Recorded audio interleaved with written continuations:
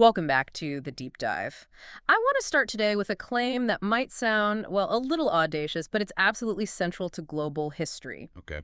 One ancient prophet, whose name most people today barely recognize, fundamentally reshaped how the entire world, especially the West, thinks about the very structure of existence. And by that you mean the battle between good and evil. Exactly. Good and evil, our ethical responsibility, and, what happens to our soul after we die. That is a necessary and, I think, a really powerful starting point.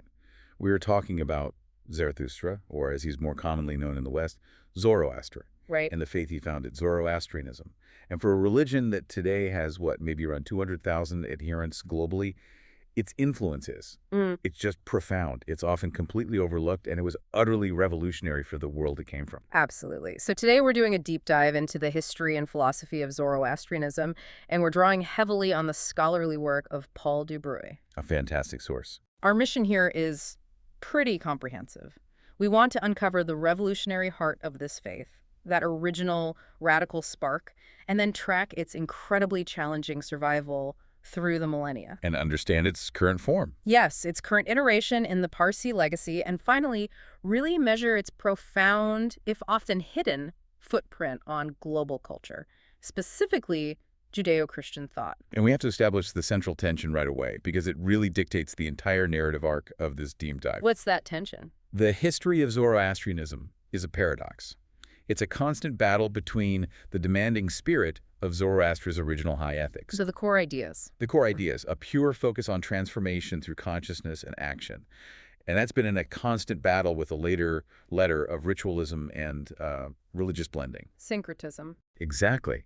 This compromise, which was often introduced by the powerful priestly class, the Magi, it repeatedly threatened to just completely submerge the prophet's ethical monotheism. But the essence of the faith, at its highest inspiration, it's still captured in this remarkably simple, three-part ethical triad. That tension spirit versus rigid ritual, that's something we see in the history of so many religions. It's a classic struggle. Okay, let's unpack this, starting with the man himself, Zarathustra. When you try to place him historically, you immediately hit this massive, confusing wall of myth and exaggeration. Just how far back did ancient writers try to push him? It's a real challenge, separating reliable history from what was, deliberate mythology. Ancient writers, especially the Greek and Roman ones who were influenced by Persian sources, they deliberately hyperdated him. Why? To give him chronological and philosophical precedence over Greek thought. I mean, think about these astronomical claims. Eudox, the famous Greek astronomer, he claims Zoroaster lived 6,000 years before the death of Plato. 6,000 years. And Plutarch, repeating even earlier accounts, placed him 5,000 years before the Trojan War. 5 millennia before Troy. That would make him one of the oldest attested figures in human history. Why is such an extreme effort? I mean, why did the Magi or whoever was pushing this narrative want him so deep in prehistory? It was a prestige game, plain and simple. And it tells you a lot about the intellectual rivalry of the ancient world. The Magi wanted to establish Zoroaster's chronological priority over not just Greek wisdom, but even Greek mythology itself. So they were establishing this intellectual lineage where Greek philosophy was a latecomer. A junior partner to deep Persian antiquity, exactly. And this audacious dating, it was often justified using a really complex cyclical chronology, specifically referencing a cosmic cycle of 6 millennia. So they had a system for it. Oh, yes. By placing the prophet at the beginning of the cycle, they gave credence to this idea of a prophet existing in deep antiquity, suggesting he had this secret primordial knowledge. The legends just went wild. They even portrayed him as a survivor of Atlantis or some celestial figure who came down from the sky. So if we strip away the 6,000-year-old Atlantean philosopher, what does the modern specialist consensus, drawing on linguistic and contextual clues from the texts themselves, what does that tell us about when and where he actually lived? The consensus brings us much closer to documented history and helps us contextualize his reform. The composition era of the Gathas, which are the oldest, purest part of the sacred texts, that takes place after the Indo-Iranian schism. Yep. That's the cultural separation that saw the ancestors of the Persians and the Vedic Indians diverge. And this separation happened somewhere between 1400 and 1200 BCE. And just quickly, why is that schism so significant? It's absolutely crucial because it means Zoroaster's reform was basically a fight against the very practices and, the very deities, the devas, that were surviving and flourishing in the Indian Vedic traditions. So his message is a rejection of their shared ancestral past. Holocaust. A direct rejection. But for Zoroaster himself, most specialists, including the Iranologist A. Christensen, they lean toward a date posterior to 1000 BCE. They often situate him in Afghanistan in the 7th century BCE. That 7th century BCE date is important. It places him right at a major historical inflection point. Exactly. He would have been a contemporary of the last Assyrians and the first Achaemenids, the ancestors of great Persian kings like Cyrus and Darius. And this context is vital because his mission seems to be strongly linked to the precise environmental and social factors of his time. Which were? The great drought and desertification of Central Asia, which started around 800 BCE. This environmental crisis really accentuated the struggle between different ways of life. Describe that struggle for us. What was the world of the Gothas actually like geographically and socially? We are firmly in East Iran, regions like Khorasan, Sogdian, Bactrian. The Gothas paint a picture of a strictly rural environment. It's all about pastoralism and agriculture. And the central figure in this world is the cow. The bovine, absolutely. Yeah, the source of livelihood for these settled communities. The texts focus so intensely on cattle, but what's interesting is they pointedly ignore things like hunting or fishing. Which suggests a deep cultural emphasis on the pastoral way of life as being morally superior. That's it. You have the forces of chaos versus the forces of settlement and order. And who were the forces of chaos? The conflict was made worse by aggressive nomadic clans, specifically the Turanians, who lived off huge herds and, well, constant pillaging. These nomadic Scythians, whom Herodotus later described as people who neither sowed anything nor lived in permanent structures. They just raided. So Zoroaster's message is steeped in this pathetic atmosphere. He's promoting the ennobling nature of work-settled agriculture, pastoral care, as the only guarantor of social peace and stability. The Turanian raids didn't just steal. They massacred peasants, devastated the land, and critically, they blocked up the essential irrigation canals, the gannets, which were the key to survival in that arid climate. So the moral battle for Asha for truth and order was tied directly to the economic and ecological survival of his people. The ability to farm and raise cattle was literally the difference between good and evil in their world. It was. Given this hostile political environment, how did Zoroaster even survive politically, especially if he was openly denouncing powerful local elites? That's the key question, isn't it? A prophet needs a protector. And the critical figure for him was Kavi Vishtaspa, or Kai-Gushasp. His patron. His protector and patron, the last king of the quasi-legendary Khayanite dynasty, who reigned over an eastern region of ancient Iran. Vishtaspa's support was instrumental in allowing the sage's doctrine to actually take root, especially in Bactrian. And the Gothas talk about this. Oh yes, the Gothas revealed that Zoroaster sought out Vishtaspa. He recognized that the king was ready to welcome him and make him his priest, and that would provide the necessary military and political shield against the entrenched interests he was threatening. And that transition from a nomadic warring society to a settled ethical one, that required a theological earthquake. It did. Which brings us directly to the core of his revolution. Good thoughts, good words, good deeds. But what specific, archaic, brutal practices was he actually trying to tear down in this Indo-Iranian world? He was confronting a religion based on raw, intoxicating power and blood.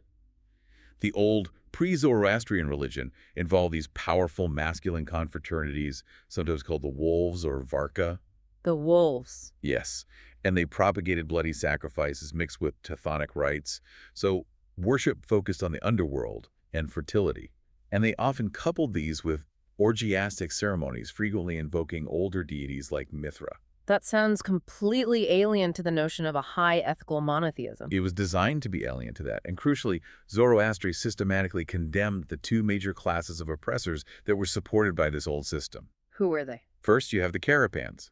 These are the priest sorcerers. They held the ritualistic power and mediated with the old intoxicating gods.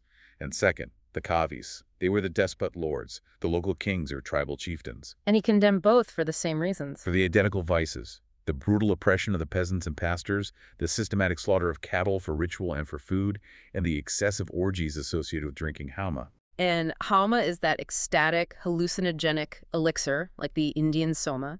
So he was saying that the political and religious leaders were spiritually corrupt, morally bankrupt, and socially destructive, all in one message. Absolutely.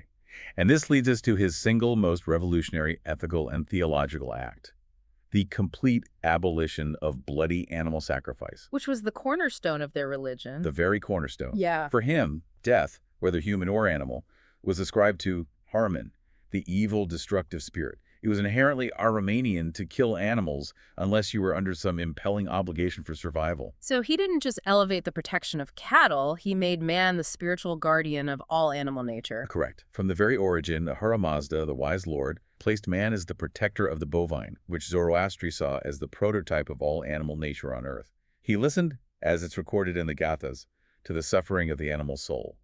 And the abolition of these bloody sacrifices was intrinsically linked to a higher spiritual elevation. How so? It was a declaration that consciousness, intention, and personal responsibility were the true keys to permanent human transfiguration.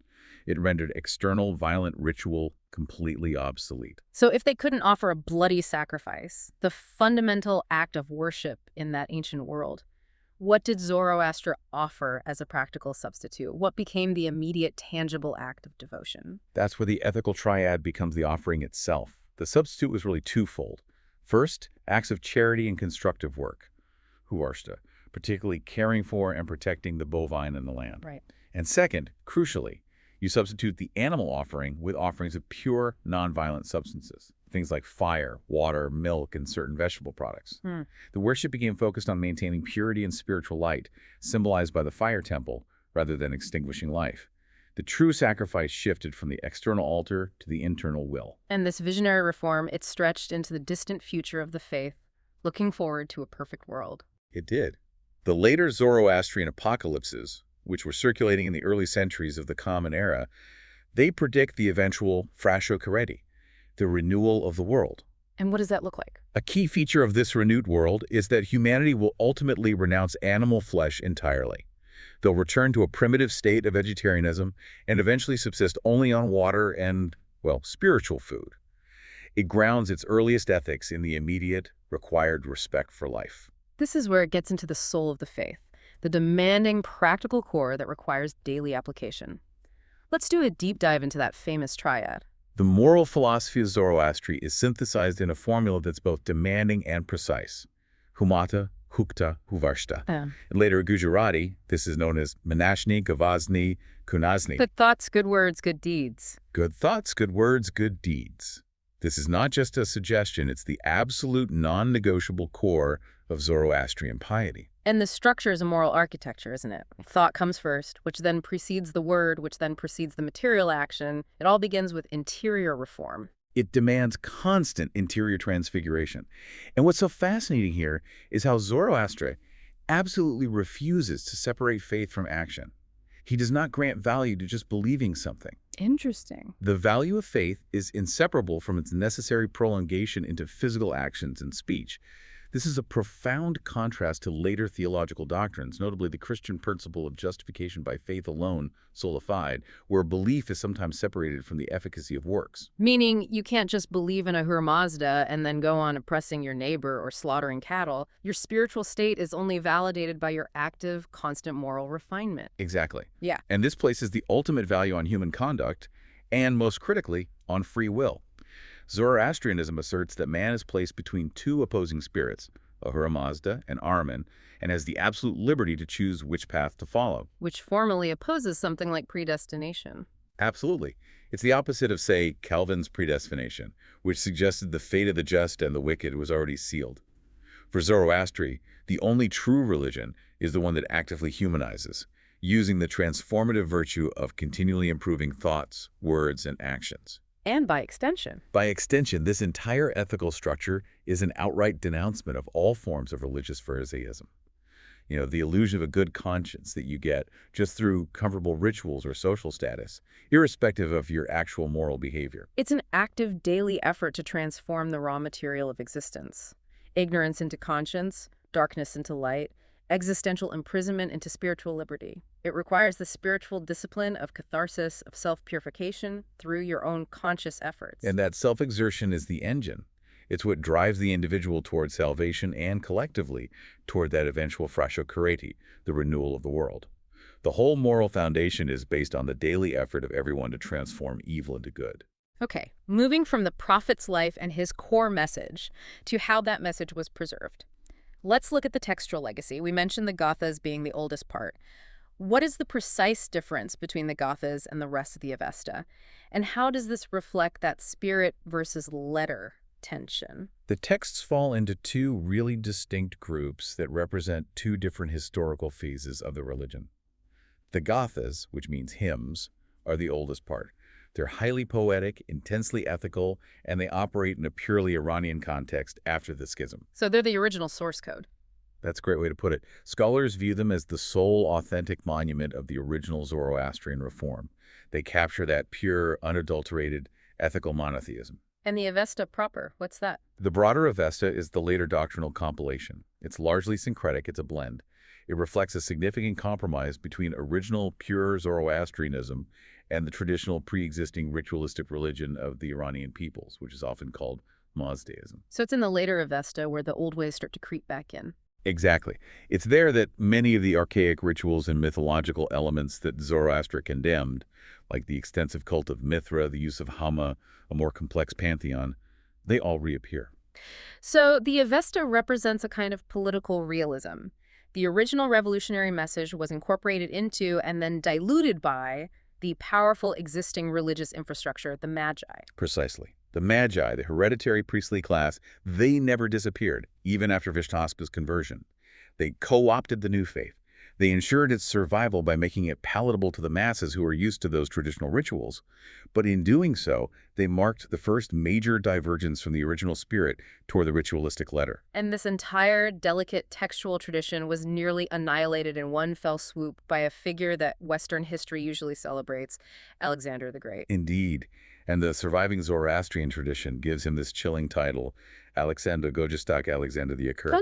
His conquest of the Persian Empire in the 4th century BCE was a catastrophe for the faith's written heritage, a massive cultural trauma that scarred their collective memory for centuries. What was the physical extent of the destruction? How much did they actually lose? The original Avesta, the full canon, was said to consist of 21 nasks, or books. They were written on prepared cowhide or even gold tablets. Tradition held that 2 original copies existed, deposited in major centers, including the Temple of Fire at Marikanda, which is modern Samarkand. And Alexander's forces destroyed them. The calamity was that the original Avesta was systematically destroyed and burned by the Greek invaders, much like Alexander's successors, the Antiochos, later burned Jewish books. The tradition portrays Alexander as a veritable henchman of Ahriman, who deliberately sought to bring not just political oppression, but spiritual ruin to the Persian world. The scale of that destruction is just devastating. How much survived? Only about a quarter of the original nasks were salvaged. They were eventually reconstructed piecemeal during the later Parthian and Sasanian eras. Just a quarter. There's even an anecdote in the tradition about Alexander consulting his vizier, Aristotle, when he felt he was dying. And on Aristotle's perfidious counsel, which was designed to ensure Persian weakness, Alexander divided Persia among 90 princes to paralyze the empire. This further links the Greek conquest with systemic spiritual and political fragmentation. And that external catastrophe, ironically, it gave more power to the Magi. It did, because now they were the only keepers of the fragmented oral tradition, and that enabled them to consolidate the ritualistic letter during the Reconstruction. So after the Greek trauma, when the great Iranian empires resurged, how did the Achaemenid and Sassanid kings, who often claimed lineage back to Zoroaster's principles, how did they manage the faith? Did they adhere to the spirit of the prophet? It was a constant balancing act between political reality and the spiritual ideal. The early Achaemenids, like Cyrus and Darius, they showed an impressive fidelity to Zoroastrian moral principles. You can see their concern for justice, their desire to improve the lot of the poor, their efforts to establish peace and order across a vast empire. Darius, for instance, is recorded as saying he ensured that the powerful do not strike and despoil the poor, which is an unprecedented concern for ethical governance that seems directly rooted in Zoroastrian wisdom, in Asha. But they couldn't fully adopt the anti-sacrifice rule. That's the critical, formal anti-Zoroastrian trait. Yeah. Despite their moral excellence in governance, the Achaemenids maintained bloody animal sacrifices. Why? Abolishing all sacrifice was a rigorous requirement of the Gathas, but it was just politically too difficult to achieve on the scale of an empire that was steeped in those archaic rituals. This just reveals how Magism successfully recuperated Zoroastrianism, integrating the old practices like Halma consumption and the worship of Mithra, and turning Zoroastrianism into the philosophical underpinning for a syncretic imperial religion. And this shift continued and perhaps got worse under the later Sasanian Empire, leading to what's called Neo-Mazdaism. Absolutely. Under the Sasanians, the Magi effectively submerged Zoroastra's ethical monotheism beneath this layer of ritual complexity. They placed the faith firmly into the political context of a state religion. The official Sassanid religion became an enclave of the Zoroastrian ethical ideal, but it was nestled within traditional syncretic Mazdaism, where the, quote, ritual and magic dear to the clergy increasingly prevailed over its highest inspirations. And this created a rigid, politically powerful, but often spiritually complacent clerical class. It did, and this adherence to the rigid letter, coupled with internal political fragility, created the conditions for the faith's survival crisis when the Islamic conquest arrived. Right. The final fall of the Sasanian Empire was fast and catastrophic in the 7th century CE. It wasn't just external military pressure, it was internal disintegration, civil wars, and crucially, the intolerance and rigidity of a blind clergy that was focused on minute ritual rather than adaptation or defense. So they were vulnerable. Very vulnerable. And on top of that, the rise of philosophical currents like Zarathustra fatalism undermined the natural entrepreneurship and moral optimism that's inherent in original Zoroastrianism. It opened the door for the swift Arab invaders. So the community had to flee or convert. Tell us about the Parsi diaspora and their incredible, fraught journey to India. The origins of the Parsi community, and Parsi just means person from Pars or Persian, it traces back to the initial waves of emigration following the Islamic conquest of Iran between 635 and 652. These were individuals committed above all to preserving their original faith and their sacred fire. Where did they go first? The first major emigration was from Khorasan to the Isle of Hormuz in the Persian Gulf around 751 CE. After 19 years there, they traveled by boat, preserving their sacred fire throughout the entire Exodus, and they arrived in India at Diu in 766. Wow.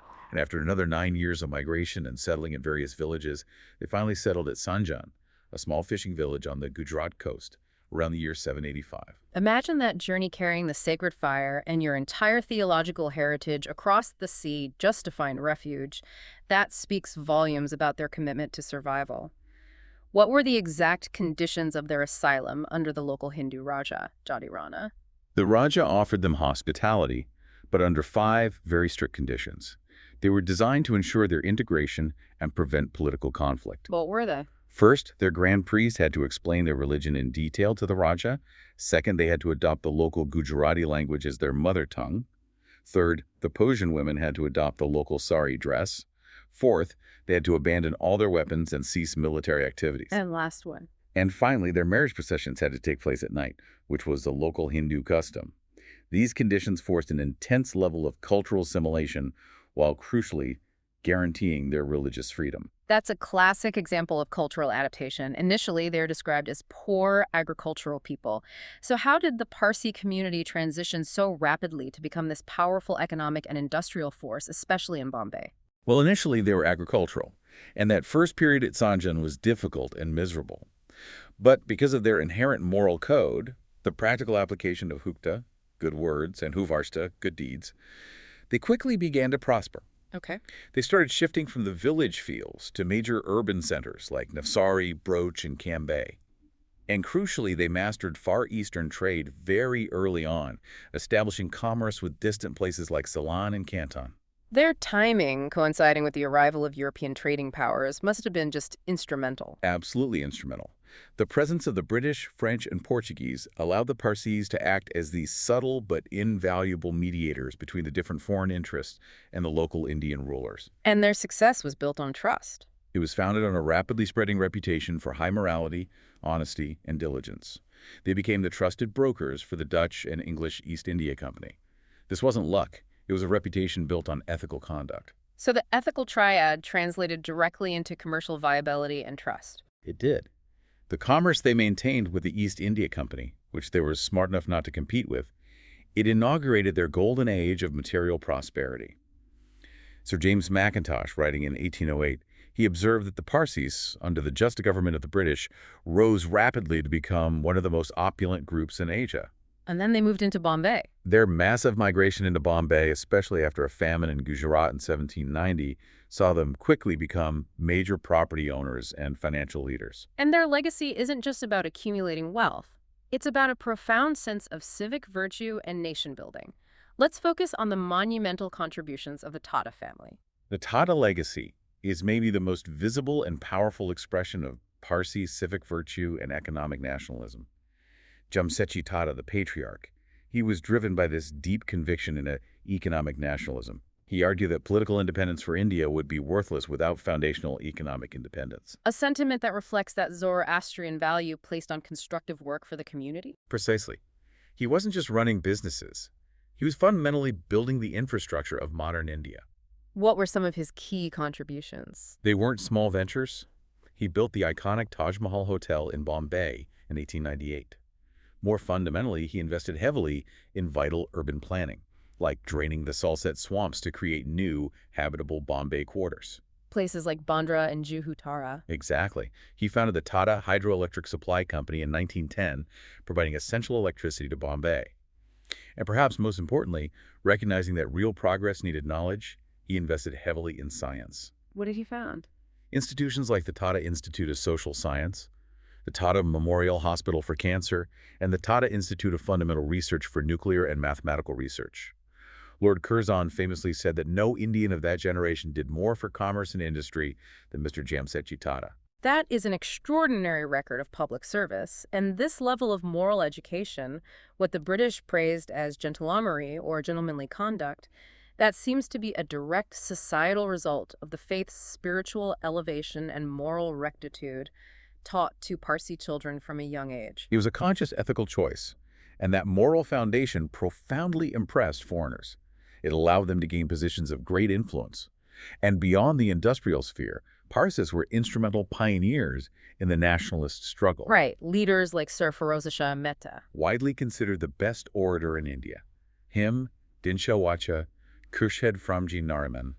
They were all instrumental figures in the early development of the Indian National Congress and the struggle for independence. And they were also fierce advocates for social reforms, often fighting against entrenched traditions within their adopted country and even within their own community, right? Yes. That's where figures like Baramji M. Malabari come in. He was a poet and journalist who fought vigorously against the Indian tradition of infant marriage. And he succeeded. It was the Parsi commitment to justice and humanization that allowed Malabari to succeed in obtaining the Parsi Matrimonial Act of 1891, which legally raised the minimum age for marriage to 14. Parsi women, too, were at the forefront. Mithunjay Lam, the first Indian woman appointed barrister in London, she was key in passing important social laws in the 1950s. Their dedication to social justice and reform was a direct outflow of the faith's demanding ethical core. It shows that Zoroaster is not just about personal conduct, but civic duty. It is. Moving now to the religion's enduring yet often hidden theological footprint. If Zoroastrianism survived locally in India, its ideas spread globally much, much earlier, profoundly shaping other major world faiths. They did, and the influence on Western faiths on Judaism and Christianity is just impossible to ignore. This transfer of concepts began significantly after the Babylonian exile in the 6th century BCE, an era fostered by the political and financial protection offered by the Achaemenid Persian Empire to the liberated Jewish people. And what concepts specifically were totally foreign to Orthodox Judaism before this Persian religious thought was introduced? Well, before the exile, Orthodox Judaism had a very underdeveloped eschatology. There were limited concepts of the afterlife or a detailed angelology.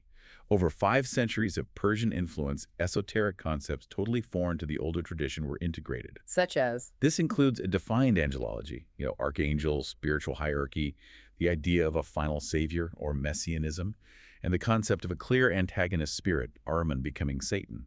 We find these appearing explicitly in books written after the exile, like Daniel and Maccabees. So even the dualism, that cosmological battle between good and evil that permeates later Jewish and Christian thought, that has deep Zoroastrian roots. Yes. The profound influence is evidenced by specific theological details, even the title of God being the King of Kings. That is a direct Persian title adopted by God in the Book of Enoch. And furthermore, the dualism, specifically the doctrine of the two spirits found in the Qumran scrolls. The Dead Sea Scrolls. Right. That's considered directly inspired by the dualistic cosmology laid out in the Gathas of Zoroaster. Ahura Mazda and Ahriman provided the template for a structured cosmological battle. And then there's the afterlife. We talk about heaven, hell, and structured judgment as if they were always part of the Abrahamic tradition. Were they, really? Not in the early stages, no. Zoroastrianism was the earliest monotheistic faith to clearly define the journey of the soul, the explicit expectation of a complex afterlife, including the structured existence of heaven and hell, and the universal need for moral accountability. And the Chinvat Bridge. The concept of the soul crossing the Chinvat Bridge, the bridge of judgment, which narrows for the wicked and widens for the just, that was a revolutionary structure of moral reckoning and a defined eschatology that was hugely influential on post-exilic thought. But the most striking parallel, and the one that often stops people cold, is the Saoshyant prophecy. Tell us about the Zoroastrian savior figure and the startling resemblances to Christian messianism. The Saoshyant, which means the Redeemer, he is the ultimate savior figure in Zoroastrian eschatology. And the prophecies attributed to Zoroaster bear striking, specific resemblances to the Christian narrative. How specific? The apocalypse attributed to Zoroaster describes a grand Roi the Saoshyant, who will come with the army of light, be the child conceived of the generating word, and suffer immense hardship before his final victory over Ahriman. And what are the specifics of his suffering and resurrection that resonate so strongly with later traditions? The prophecy details his suffering violent death on the gibbet. So, an execution by hanging or crucifixion, followed by his descent into the deep earth, and from that depth he will rise to the highest. And his arrival. He will be seen coming with the army of light, borne on white clouds. The prophecy also foretells great prodigies appearing in the sky at his advent, specifically mentioning a brilliant star whose light surpasses the sun, signaling his arrival for the faithful. The faithful are instructed to watch and wait for this grand king. The star, the heavenly procession, the execution and resurrection, I mean, those parallels are too detailed to be a coincidence. They demonstrate a profound theological transfer. And the source text also emphasizes the Saoshyant's role as both a descendant and a spiritual inheritor. It ensures continuity. When he's asked if the Saoshyant is greater than himself, Zoroaster tells his patron, Vishtaspa, "He will emerge from my family and my lineage. I am he and he is me. I am in him and he is in me." That's an incredible statement. It underlines the profound spiritual unity and continuity between the prophet and the Redeemer figure. So the practical result is massive. Zoroastrianism introduced into theology this radical dimension of individual choice, cosmic dualism, and a highly structured path to salvation that Western religions later adopted and developed. It was all focused on the transfiguration of the spiritual self. And that profound ethical wisdom resonated even centuries later. During the Renaissance, you had thinkers like George Jamist or Platon who sought to restore a universal religion that transcended the antagonism of biblical dogmas in Islam. And he looked to Zoroaster. He claimed a tradition tracing from Pythagoras and Plato all the way back to Zoroaster, recognizing the prophet's emphasis on ethical and moral rectitude. He saw him as a genuine friend of wisdom, a philosopher in the truest sense. As we come to the close of our deep dive, let's return to that core tension we introduced, the spiritual discipline versus the ritualistic drift. We saw it in the Sasanian Empire, but how does that tension manifest in the modern Parsi community today? That tension remains a significant challenge. While the Parsi community retains that high level of moral rectitude, diligence, and honesty that allowed for their economic success, which is a direct consequence of the Zoroastrian virtues, there is a contemporary struggle against ritualism. What does that reliance on the letter look like in modern practice? Well, much like the critique of later Christian practice, where some rely solely on grace, some contemporary Parsis relied too heavily on the exterior, magic formulas of the complicated ritual performed by the mobeds, the priests. They prioritize the exoteric religion, the external rites, over the demanding inner faith and the daily personal effort of moral transfiguration. And the orthodoxy can sometimes elevate the ritualistic letter over the ethical core. It can. Things like the complicated liturgy of the yasna, with its requirements for offerings of consecrated bread and butter, and even the ancient practice of drinking narang, or consecrated bull urine, over the faith's highest ethical inspirations. Wait, consecrated bull urine? That sounds incredibly distant from the ethical core of protecting the bovine. What is the theological justification for such an unusual ritual? That's a powerful example of the letter prevailing. The practice of narang is an intense ritualistic adherence to purity laws derived from the Avesta. In this syncretic theology, the urine of the sacred bull, or gomez, is considered a potent agent of spiritual and physical purification. For what? It's used in various ceremonies, including cleansing and initiation rites. It represents a strict adherence to a later textual interpretation where purity, achieved through ritual washing and consuming purifying agents sometimes overshadows the original radical ethical call for nonviolence and mental purification. And the physical exclusion of non-Zoroastrians from the fire temple is another manifestation of that strict orthodoxy, based on a deep theological distinction, right? Exactly. For Orthodox priests like Minosher and Pundal, the exclusivity isn't simply an act of social exclusion, but an act of spiritual protection for the unbeliever. How so? The nuanced theological explanation posits that every person has a spiritual fire, an Atashi Urva. But that of a non-Zoroastrian, a Judin, is considered weaker and less purified than the spiritual fire of a consecrated Parsi. So if the weaker fire is exposed to the holy fire, If it's exposed to the immense focused power of the consecrated holy fire, the Atash Padsha, which is continuously nourished by ritual, the unbeliever's inner fire would violently quit the body, preventing their soul from reaching its desired eternal destination post-mortem. so according to that specific orthodoxy, it's a high-voltage spiritual environment that could cause a short circuit in the uninitiated. That certainly provides a spiritual reason, even if it feels distant from the universal call for good thoughts, good words, good deeds. And that is the crux of the tension. The original message of Zoroastrianism grounds its entire morality on the daily, active, ethical effort of every single person to transform evil into good, darkness into light, ignorance into conscience, and existential imprisonment into spiritual liberty. The spiritual path is traced by ethical behavior in search of divine order, of Asha. That internal transformation is the key, not just compliance with the detailed formulas of the priesthood. So what does this all mean for us today, tracing the arc of this extraordinary ancient faith from a 7th century BCE reformer to this tiny, globally influential community?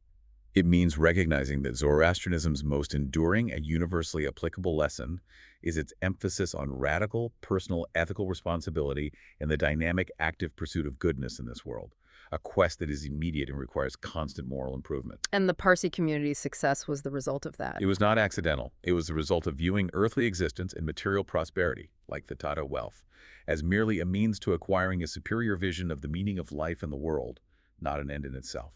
It's the ultimate call to self-improvement linked to cosmic destiny. Yes.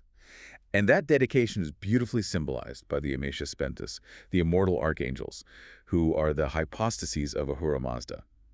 They represent divine virtues like good thought, best righteousness, holy devotion, and wholeness. They are the building blocks of Asha.